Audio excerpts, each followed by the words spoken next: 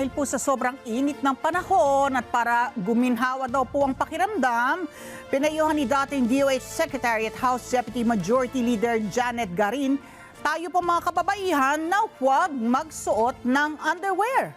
Para sa detalye ng ulat niya yan, may live report si Vic Sumenta. Paring Vic. Ali, hindi umano dapat baliwalain ng sinuman ang masamang epekto sa kalusugan ng nararanasang matinding init ng panahon.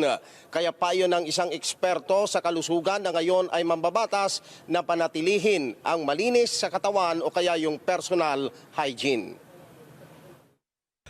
Payong pangkalusugan para sa mga kababaihan.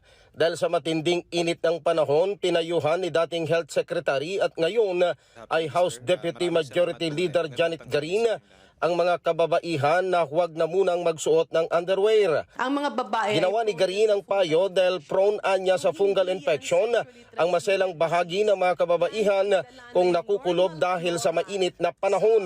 Si Garin ay isa ring OB-GYN bago naupo sa mga posisyon sa gobyerno. Siyempre dahil pag tag-init, ang mga babae ay prone din sa fungal infection. So hindi yan sexually transmitted disease. Yan ay dala na yung normal flora sa intimate areas, no, sa pubic area, sa perineal area ng babae. Kapag medyo basa, napapawisan at mainit yung panahon, yan ay perfect petri dish para dumami yung ating fungi, yung Candida albicans na nasa balat, ay dadami siya, kaya siya nagiging makate. So, the more you scratch, the more it will itch. Huwag siyang kamutin at hindi yan nakakahawa, no? Kasi yung iba akala nila sexually transmitted. No, it's not. Ang importante doon, may gamot naman yan, but you have to keep that area dry. Payo ni Garin kung nasa bahay lamang ay magsuot ng komportable at tiyakin ang maayos na ventilation. Wala lang mali siya, no? Pero kung nasa bahay ka lang naman or matutulog, it's quite advisable na walang underwear pero nakapajama ka naman or naka-shorts. Yung ventilation na yan ay epektibo para mapigilan or hindi na lumala yung fungal infection.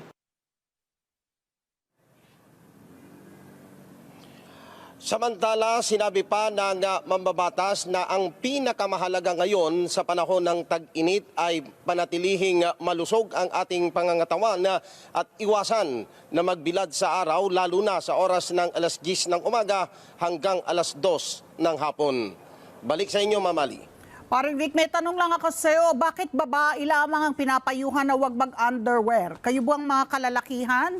Hindi rin pinapayuhan? Hindi kayo prone sa fungal infection? Sabi kanina ni Congresswoman Garin, concern siya sa mga babae.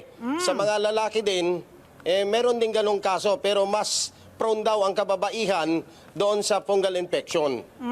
Kanina may paglilinaw parang ang nahagip ko sa kanya, ang sinasabi niya, lalo na pag nasa bahay lang po tayo, no?